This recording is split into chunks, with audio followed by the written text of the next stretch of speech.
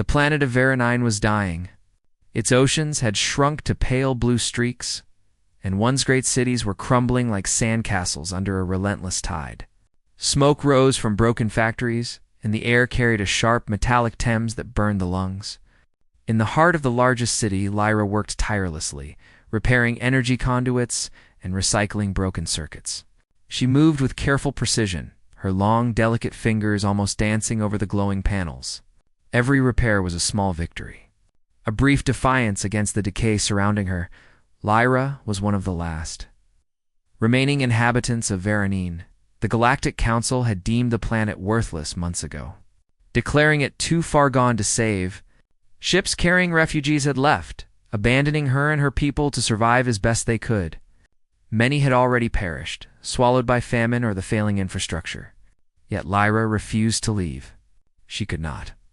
The city was all she had left, and even in its decay, she felt it deserved a chance. As the sun dipped below the horizon, painting the sky in streaks of crimson and gold, Lyra paused to rest. She leaned against the side of a broken reactor, her chest heaving with exhaustion. Around her, the city was quiet, except for the hum of failing machinery. Her thoughts drifted to the Council's message there cold, official declaration that Veronine was to be abandoned. She still remembered the words exactly. The planet is irrecoverable. Efforts to save it are futile. All remaining inhabitants are to be considered non-essential. Lyra clenched her fists, the sting of betrayal sharp in her chest. Her people had built this city, cultivated its forests, and engineered its defenses, and the Council had left them to rot. The anger and sorrow were heavy, but beneath them, a small flame of determination still burned. She would not let Veronine die without a fight. Her concentration was broken by a sudden flicker on her sensors of light that did not belong. Lyra frowned and adjusted the scan. At first, it seemed impossible. Ships rarely came to Veronine anymore, and those that did were usually from scavenger fleets, seeking to strip the dying planet of anything valuable. But this reading was different. The ship was human. Humans were rare in this part of the galaxy. Their ships moved differently, more decisively, more confidently than the erratic patterns of other species. Lyra's pulse quickened. She had read stories of humans, bold, reckless, clever. Many considered them dangerous because they acted without the usual caution of the galactic norm. But there were also tales of humans saving what others had given up on, of standing firm when the galaxy turned away. Could it be? The human ship landed with a gentle thud, sending small clouds of dust into the dry air. Lyra watched from the shadows, cautious. The ship's door opened and a tall figure stepped out, moving with calm purpose. His uniform was simple, utilitarian, and his face, though unfamiliar, carried an unmistakable confidence.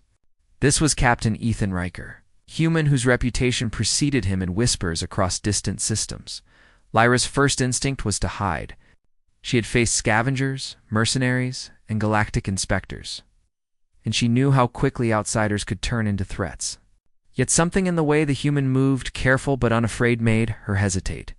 He carried no weapons in his hands, no aggressive stance. Just eyes that scanned the ruined city with curiosity rather than contempt. "I'm not here to harm anyone," Ethan said, his voice clear and steady as he stepped closer. "I've been watching your planet for some time. You're not like the Council describes. There's life here, and potential. I want to help if you'll let me." Lyra's hands itched over her tools. She wanted to believe him, but the galaxy had lied to her before. "Why should I trust you?" she asked, her voice quiet but sharp. "Humans don't usually come this far without a reason. And when you do, it's never for anything good." Ethan smiled faintly. "Maybe. But humans have a habit of seeing value where others see nothing. I don't just fly into abandoned worlds for fun. I see what's worth saving." Lyra studied him. His words were bold, almost foolish.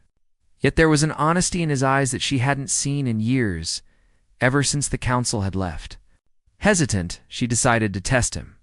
She led him to a nearby energy grid that was failing, sparks flying as power fluctuated dangerously. "See this?" she said. "This core will explode within minutes. It's useless. You're welcome to try, but you'll fail like everyone else." Ethan knelt beside the panel, scanning the connections. His fingers moved quickly, touching circuits with practiced precision. Lyra's heart raced as she watched him work. He adjusted the flow, rerouted energy, and stabilized the core with a sequence she had never imagined. The sparks dimmed, and the core glowed steadily. Lyra stepped back, astonished. "How?" she whispered. "Human engineering," he said simply. "We like to improvise. We fix things differently. And sometimes, different is better." For the first time in months, Lyra felt a flicker of hope. Perhaps the galaxy hadn't abandoned them entirely. Perhaps there was still someone who could see beyond the decay and the despair. She found herself explaining her world, the history of her people, the betrayal, and the constant struggle to keep the city alive. Ethan listened without interruption, without judgment. He asked questions, not commands, and his curiosity was genuine. Together, they walked through the streets, examining damaged infrastructure, broken factories, and crumbling bridges. Ethan pointed out ways to combine human technology with Lyra's engineering, suggesting solutions she hadn't considered. Slowly, her skepticism melted. He wasn't like the others. He wasn't here to take anything or to leave her behind. He was here because he believed in her world. By the time the twin moons rose high into the sky, Lyra realized she had made a decision. She would allow Ethan to help, not because she trusted humans fully, but because she could not fight this alone any longer.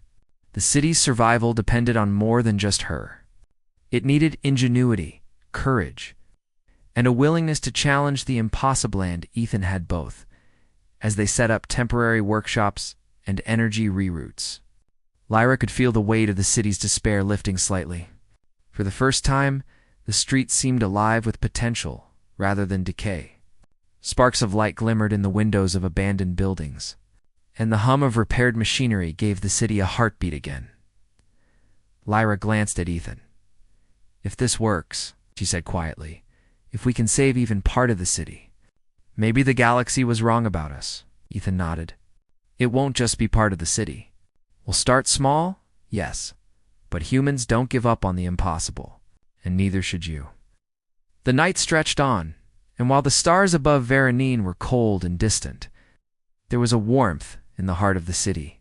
Two unlikely allies, one alien, one human were beginning the first steps of a fight against abandonment, decay, and despair. They were determined to prove that even the galaxy's forgotten corners could shine again. And for Lyra, that meant something she had thought impossible. Hope. Hope that someone truly saw her world as worth saving. The morning sun cast a pale light over the broken city of Veronine. The streets were silent except for the soft hum of repaired machines. Now giving the city a faint heartbeat, Lyra moved through the ruins with Ethan at her side. She felt a strange mixture of caution and curiosity. Humans were unpredictable, and yet Ethan seemed different. Calm, intelligent, determined. "We need to stabilize the water filtration systems next," Lyra said, leading him to a collapsed plant at the edge of the city. She glanced at him, waiting for the familiar dismissal she had grown used to from other visitors. But Ethan did not hesitate. He surveyed the machinery carefully, scanning damaged pipes, rusted valves, and fractured conduits. "This is salvageable," he said almost casually. "Just need to reroute the main pumps and reinforce the structure." Lyra raised an eyebrow. "Reinforce it? With what? The materials we have left are barely enough to keep the city from falling apart." Ethan smiled faintly. "We'll make it work. Humans are good at that." Together, they began their work. Lyra explained the functions of the systems, showing Ethan how the filters processed water and how the city depended on the delicate balance of pressure and flow. He listened carefully, occasionally nodding, occasionally asking questions. With a few adjustments and a clever rerouting of the pipelines, the water plant began humming steadily again. Clean water flowed into storage tanks, and the city would no longer face immediate shortages. Lyra felt a surge of pride. For months she had struggled alone, constantly fighting against the failing systems. And now, with Ethan's help, even the most hopeless projects began to work. She realized that humans had a way of thinking beyond limits, Seeing possibilities where others saw failure? Not bad, she said, trying to sound casual. You might survive here longer than I thought. Ethan chuckled. Don't underestimate yourself either. You've done amazing work keeping this city alive. I just helped you see another way. You spent the day moving from one broken system to another. Factories that had long been silent roared back to life as they repaired engines and circuits. Streets that had been dark were lit by flickering lamps, now powered by restored generators. Slowly, the city began to breathe again. Lyra could feel a sense of cautious optimism spreading through her.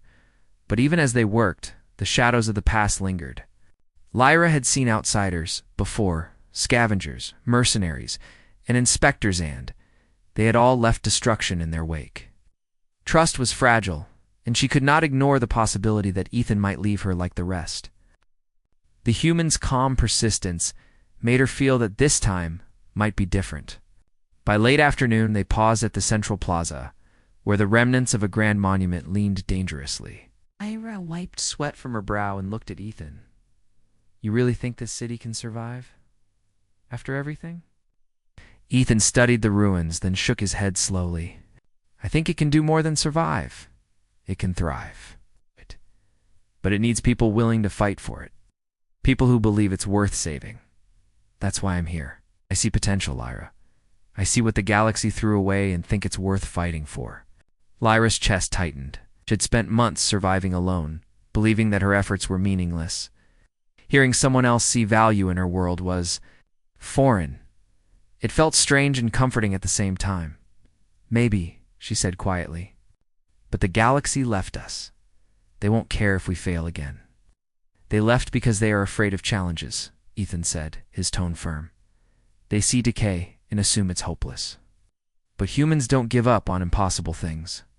And I think you're the same. Lyra felt her resolve strengthen. Perhaps the galaxy had abandoned her, but she wasn't powerless.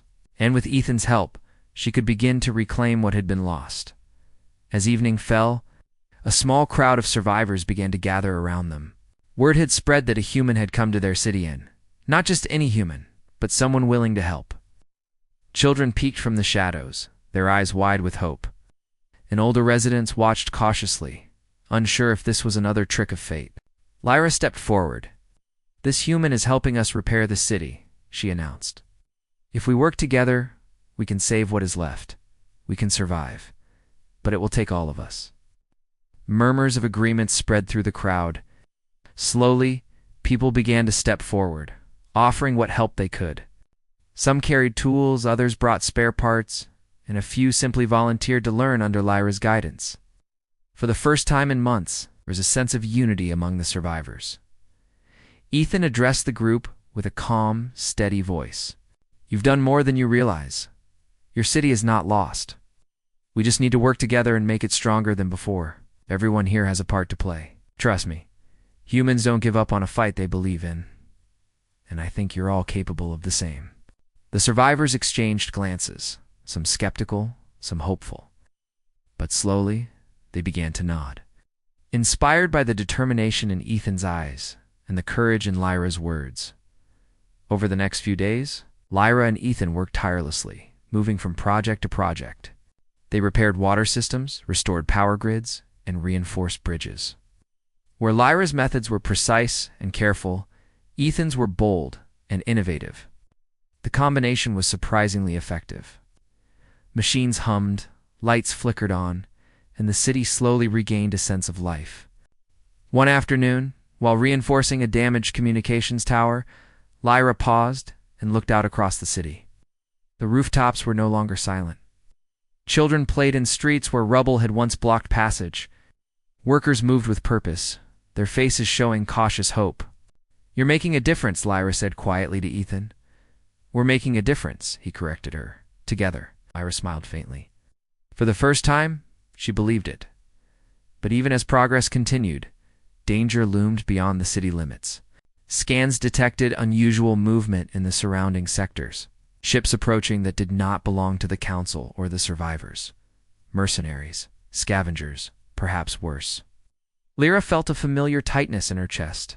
She had faced threats before, and the thought of her fragile city under attack was terrifying. Ethan noticed her unease. "We'll be ready," he said firmly. "Humans adapt. We improvise, and we have you. You know this city better than anyone. Together, we can face whatever comes." Lyra nodded, drawing strength from his words. Began training some of the survivors in basic repairs and defensive strategies. Combining her knowledge with Ethan's tactics, slowly, a small militia of citizens formed not to fight each other, but to protect what remained of their home. One night as Lyra repaired a power conduit under the dim light of her workshop, Ethan approached quietly. "Lyra," he said, "do you ever think about leaving? About finding another world?" She shook her head. "This is my home. Even if the galaxy has abandoned it, I can't leave it behind. It's all I have." Ethan nodded. "Then we fight for it. We save it. And maybe, just maybe, the galaxy will realize they were wrong about Veronine." Lyra's eyes softened. "I hope so." As the stars shone coldly above Veronine, the city beneath them began to pulse with life. The survivors, once abandoned and forgotten, now had purpose. And at the heart of it all, Lyra and Ethan worked side by side, a symbol that, even in the galaxy's darkest corners, hope could take root when someone believed in what others had abandoned. The human had arrived in her city not as a savior with grand promises, but as a partner who saw potential. And for Lyra, that made all the difference. The first step of their alliance was complete, and the city of Veronine began to breathe again, just as a place of survival, but as a world that might one day thrive. Lyra looked at the horizon, the faint glow of the repaired energy grids casting light across the ruins. She could feel the shift, the first real signs of hope in months. The galaxy might have abandoned her, but she was no longer alone. And with Ethan by her side, she believed that Veronine could rise from its ashes. Even if the road ahead was long and uncertain, one truth was clear.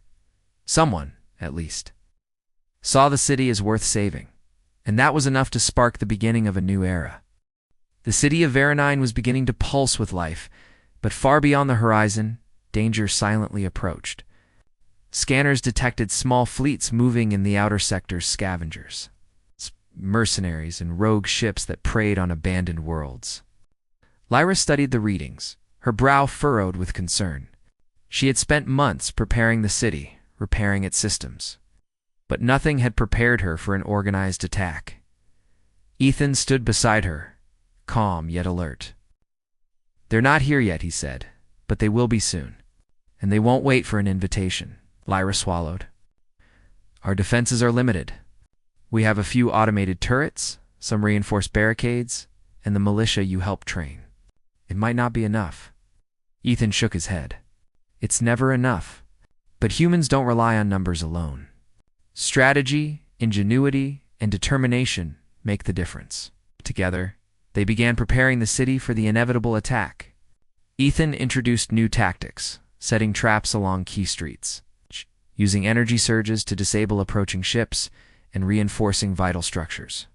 Lyra combined these strategies with her knowledge of the city, creating choke points where defenders could hold strong against superior numbers. Survivors moved quickly under their guidance, learning to operate turrets, repair damaged systems under fire, and communicate silently using improvised signals. Children and elders were placed in safe zones, while the more capable fighters trained tirelessly.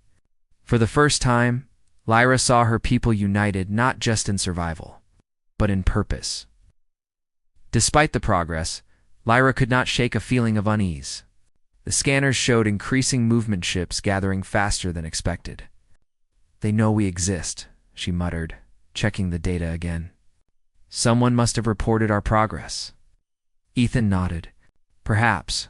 Or maybe they just smelled opportunity. Abandoned worlds are easy targets. They see what's weak and think they can take it." Lyra clenched her fists. "They won't take this city. Not if we can help it." Night fell over Veronine, and with it came the first signs of the enemy. Small skirmishing ships appeared in the distance, testing the city's defenses. Automated turrets fired, disabling one vessel after another. The survivors, though inexperienced, showed courage under fire. Following instructions with growing confidence, Ethan moved through the city like a conductor, coordinating defenses, issuing orders, and improvising solutions as new threats emerged. Lyra marveled at his ability to remain calm under pressure. Unlike the Council, which would have panicked or withdrawn, Ethan assessed every situation with clarity and purpose. The enemy fleet, realizing their initial probes were repelled, began to focus on larger ships. Energy blasts lit the horizon as they tested the city's outer barriers. Lyra and Ethan coordinated with precision, using the city's terrain and the survivors' knowledge to create ambushes. At one point, a group of mercenaries attempted to breach a reinforced gate. Lyra activated an energy surge trap, disabling their weapons and forcing them to retreat. She caught her breath, exhilarated despite the fear. "They're learning," she said, watching the survivors gain confidence. "Yes," Ethan replied. "And that's what counts. You're teaching them to fight for something they believe in. That's more powerful than any fleet." Ours turned into a tense night. The city shook under repeated attacks, but the combination of alien engineering and human strategy held firm. Survivors adapted quickly, and the enemy began to hesitate. It was clear that Veronine was not the easy target they had expected. During a brief lull, Lyra and Ethan climbed to the top of a high tower to assess the situation. The city lay below them, a patchwork of repaired systems and glowing lights amidst the ruins. Beyond, the enemy fleet lingered, regrouping for another assault. "They're strong," Lyra said, "but not invincible." Ethan nodded. "And neither are we. But we have something they don't. People who believe this is worth saving. That's why we can win." Lyra felt a surge of pride. Her people, once abandoned and hopeless, were now ready to fight. The city was becoming more than a collection of structures. It was a symbol of resilience, testament to what could survive when someone refused to give up. The enemy launched their second attack at dawn. Larger ships moved in, firing energy beams that cut through parts of the outer city. Lyra and Ethan coordinated defenses with increasing efficiency. Automated turrets, reinforced barricades, and strategic choke points slowed the invaders. But the enemy was clever, adapting to their traps and pressing forward relentlessly. In one critical moment, a mercenary strike team attempted to disable the central energy grid, the heart of the city's power. Lyra and a small team of survivors rushed to defend it. Sparks flew as they worked under fire, repairing damaged conduits and redirecting energy to prevent a catastrophic shutdown. Ethan arrived with reinforcements. Coordinating a counterattack that pushed the invaders back, the grid stabilized and the city's systems hummed steadily once again. Lyra looked at the survivors around her, exhausted, scorched, but triumphant. They had held the line. The enemy fleet retreated temporarily, regrouping at the edge of the sector. Lyra and Ethan knew this was only the beginning. More waves could come, stronger and more determined. But for now, they had won a crucial battle. As the city caught its breath, Lyra reflected on the night's events. The fight had tested everything she had learned about engineering, strategy, and leadership. But she had also learned something more important. Courage was contagious. When people believed in a cause, when they saw someone else willing to fight for them, they could rise to heights they never imagined. Ethan approached her quietly. "You did well," he said. "All of you did. The city is alive because you refused to give up." Lyra shook her head. "I couldn't have done it without you. Your tactics. Your ideas? They saved us," Ethan smiled. "No, you saved us. I just helped you see another way. Humans can adapt, but we're not magic. We rely on people who care. In this city, you care? That's why it survives." Lyra felt a warmth in her chest. For the first time in months, she allowed herself to believe that Veronine might truly survive. The galaxy had abandoned them, yes, but they were not powerless. They had each other, and now they had the tools, the knowledge, and the courage to protect what remained. That evening, the survivors gathered in the central plaza. Exhausted but proud, they shared stories of their efforts, their fears, and their triumphs. Children laughed again, and elders smiled, seeing hope return to their streets. Lyra and Ethan stood together, surveying the scene. The city was far from fully restored, but it was alive, and for now, that was enough. "We've shown them we're not easy prey," Ethan said softly. "But this is just the beginning. Others will come, and when they do, we'll be ready." Lyra nodded. "We'll be ready. I know it." As night settled over Veronine, the city glowed with the lights of repaired systems. Fires kept safely under control, and the hum of generators. Above, the stars shone cold and distant, but below, a world once abandoned was learning to fight back. And at the heart of it, two allies, one alien. One human stood together, ready to face whatever the galaxy would throw at them next. The first wave had been repelled, but the fight for survival was far from over. Yet in the city's glow, there was a clear truth. Abandoned worlds could rise when someone refused to let them fall. And Lyra, who had once believed hope was gone, now knew it was possible, not just to survive, but to protect, to fight, and to reclaim what had been lost. The galaxy had abandoned her. Yes, but with humans like Ethan by her side. She knew that some things were worth saving, and that sometimes hope alone could change everything. The city of Veronine had survived its first wave of attacks, but the calm was only temporary. Scanners now detected larger fleets converging in the system, far more organized and dangerous than the last. Lyra stood atop the central energy tower, her long fingers gripping the railing as she surveyed the horizon. Smoke and the faint glow of fires from distant battles painted the sky in shades of red and gold. She felt a weight pressing on her chest. The responsibility for every life in the city rested on her shoulders. Ethan joined her silently.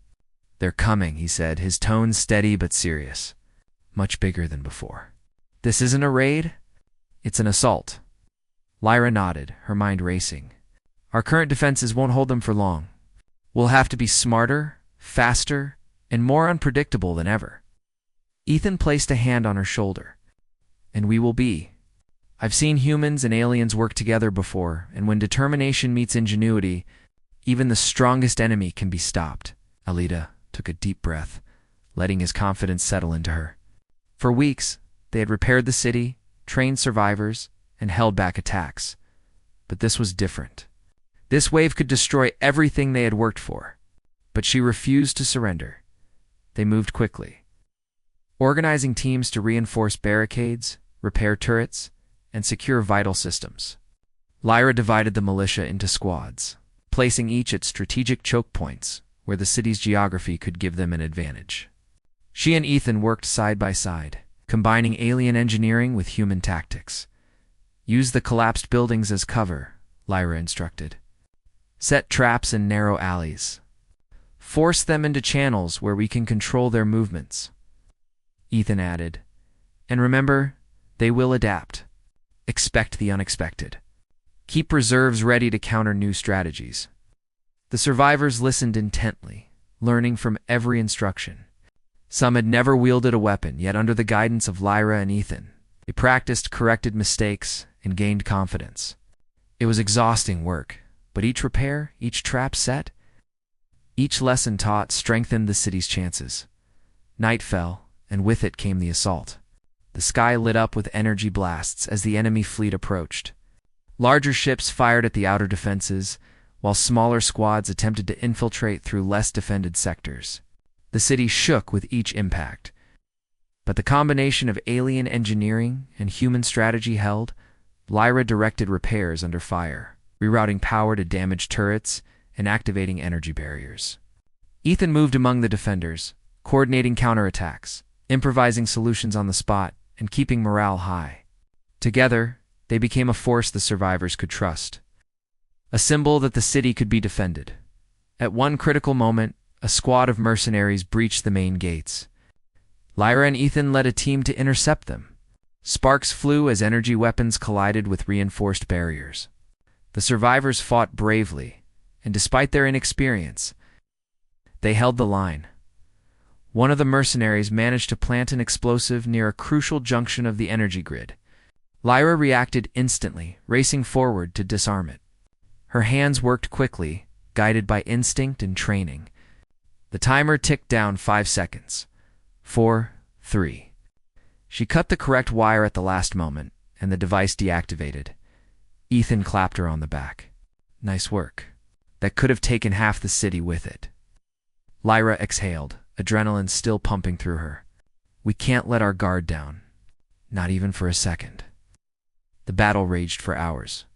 The enemy fleet pressed harder, using coordinated attacks that tested every defense the city had. Yet, time and again, Lyra and Ethan found ways to turn the tide. Automated turrets, reinforced barricades, and clever traps disabled enemy ships. While human tactics and the survivors' knowledge of the city kept ground forces in check, amid the chaos, a traitor among the survivors was discovered, someone who had attempted to sabotage a secondary energy grid. Hoping to take control and flee with supplies, Lyra confronted the traitor calmly, explaining the consequences of such actions. The individual broke down, realizing the gravity of their choices. Ethan ensured that the traitor was restrained but treated fairly, reinforcing the importance of trust and cooperation in the city. Lyra realized that survival was not just about engineering and weapons, it was about people. Without the citizens' courage, the city could not hold. And without trust, even the best strategies would fail. She redoubled her efforts, inspiring and leading with example, as dawn approached. The enemy fleet began to retreat, battered and confused by the city's resilience. Though damaged, Veronine had survived another night. Survivors cheered cautiously, their exhaustion evident but their spirit unbroken. The city had endured, and its people had discovered their own strength. Lyra and Ethan stood together on a high tower, surveying the aftermath. Fires burned in controlled zones, repaired turrets glowed, and the hum of restored systems filled the city with life. They underestimated us, Lyra said quietly, and they'll probably come back stronger. Ethan nodded. Perhaps, but we've learned a lot, and so have they. Next time we'll be even more prepared. This city is not just surviving anymore, it's learning to fight back. Lyra smiled faintly. For the first time, she allowed herself to believe that Veronine could not only survive, but thrive. The galaxy might have abandoned them, but the people had discovered their own power. They had courage, ingenuity, and determination. And with humans like Ethan by their side, they had guidance, strategy, and hope. The survivors began repairing damage from the night's battle. Children and elders moved safely within the city, while volunteers and militia teams worked tirelessly to restore what had been destroyed. The city hummed with activity, a living testament to resilience and cooperation. That afternoon, Lyra held a council with Ethan and the city's leaders. Together, they assessed resources, repaired systems, and planned for the future. We've held them off twice, Lyra said, but we cannot afford to relax. They will return. We must continue to prepare, Ethan added, and we will. Humans don't give up easily, and neither should you. Every repair, every lesson, every small victory matters. Together, we can make this city a fortress. The council nodded in agreement, energized by the leadership of Lyra and the human captain. For the first time, there was not only hope, but also a clear sense of purpose. Veronine was no longer a city abandoned. It was a city that refused to die. As evening fell, Lyra walked through the streets, observing the citizens at work. She saw determination in their eyes, resilience in their movements, and a growing confidence that had not existed before. The city's heartbeat grew stronger with every repaired system, every lesson learned, and every defense reinforced. Ethan joined her quietly. "You've done something remarkable," he said. "The city trusts you. They fight for it because of you." Lyra shook her head, a faint smile on her lips. "No. We fight because of all of us. I just help them see that it's worth it." Together, they watched the city glow under the twin moons, its lights a beacon of hope against the darkness of abandonment. Far above, stars twinkled coldly, indifferent to the struggle below. But on Veronine, the people had found courage. They were ready to defend what remained. Lyra felt a deep sense of purpose. The galaxy might have written off her world, but that did not matter anymore. With Ethan and the survivors at her side, she knew they could face anything. The city had endured betrayal, decay, the first waves of attack, and it had survived, and now, As night settled over the city, she knew that the true battle was only beginning. But she was no longer afraid. She had allies, knowledge, and determination.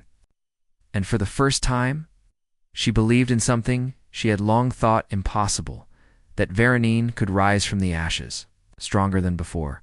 The galaxy had abandoned her, but she and the humans who believed in her would show it that some things were worth saving. The morning sun rose over Veronine, casting a pale glow over the city. The scars of the previous battles were still visible craters from energy blasts, smoke rising from broken districts, and scorch marks on streets that had once been vibrant. Yet there was something new in the air, a sense of determination. The city had survived waves of attack, and now its citizens, led by Lyra and Ethan, were ready for whatever came next. Scanners detected the enemy fleet gathering in the distance, preparing for a final, decisive assault. This wave was larger than any before, a concentrated effort to crush the city once and for all. Lyra studied the readings with a steady hand, feeling the weight of responsibility pressing on her chest. Every life in the city depended on her decisions. Ethan stood beside her, calm and confident. "They're strong, yes," he said, "but we're ready. We've learned, adapted, and prepared. This city has more than technology, it has people who believe in it. That's more powerful than any fleet." Lyra nodded. "Then let's make sure they know that abandoning us was a mistake." The preparations were meticulous. Every barricade was reinforced, every turret tested, and every trap double-checked. Lyra and Ethan organized the militia into specialized squads, each with clear roles: defense, repair, counterattack, and rescue. They worked with the survivors, teaching them to anticipate enemy moves, adapt quickly, and fight not just for survival, but for their home. Children and elders were safely relocated to fortified zones, while volunteers prepared supplies and energy reserves.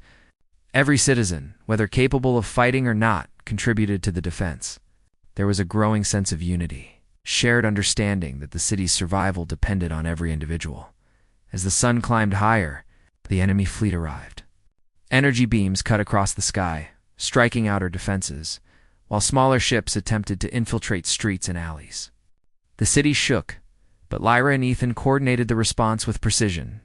Automated turrets fired with deadly accuracy, energy barriers absorbed attacks, and traps immobilized enemy vehicles. The first wave of ground forces attempted to breach the central district. Lyra and a group of defenders met them head-on.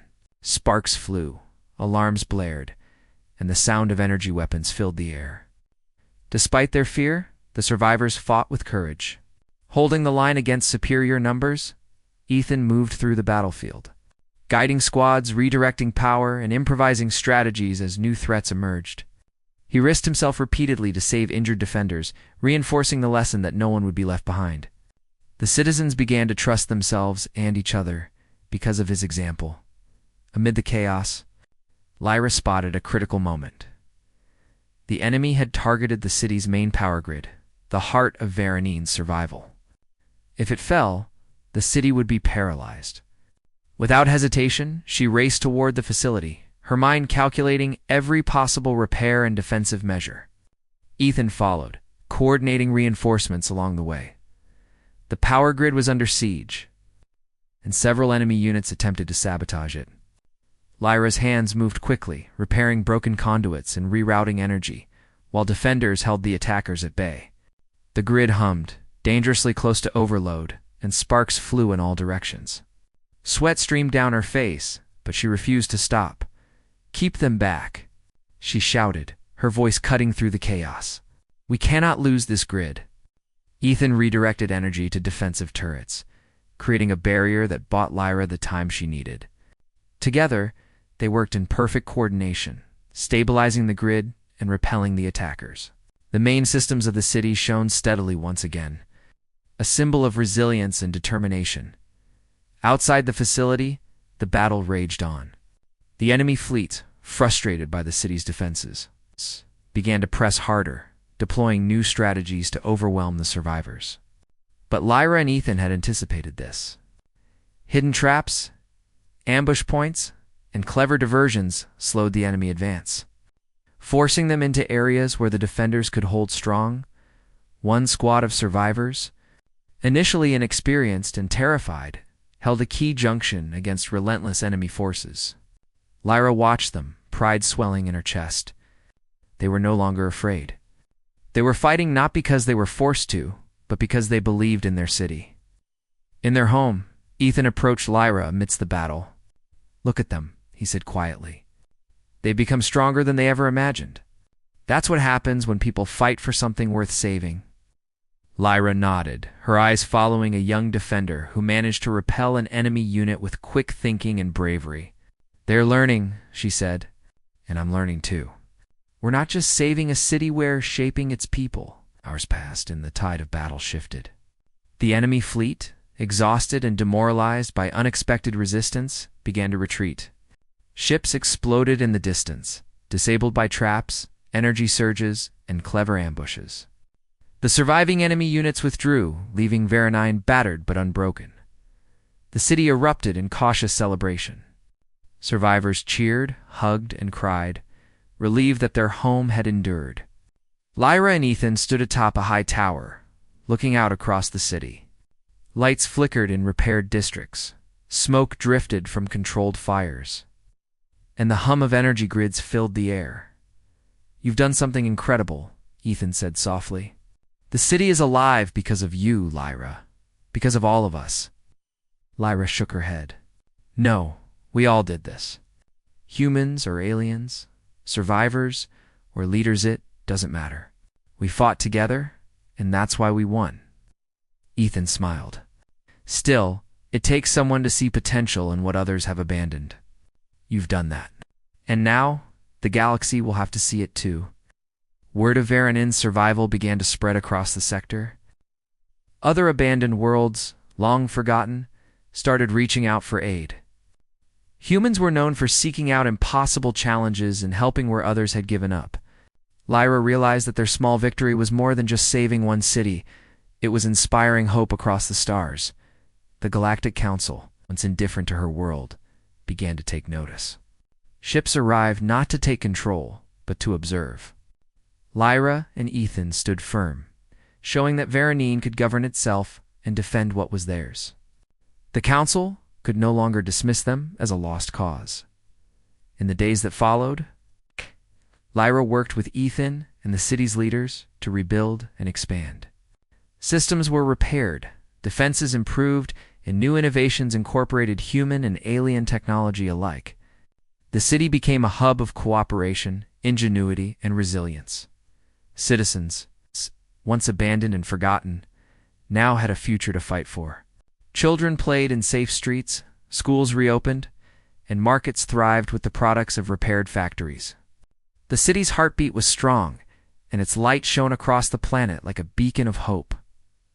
One evening, as the twin moons rose over Veranine, Lyra and Ethan stood together on the central tower, watching the city below. "We did it," Lyra said quietly, a sense of awe in her voice. Ethan nodded. "Yes, and we've shown the galaxy something important. That even when the world is abandoned, life, courage, and determination can create miracles. That's human and alien. Ingenuity at its best." Lyra smiled, looking at the thriving streets.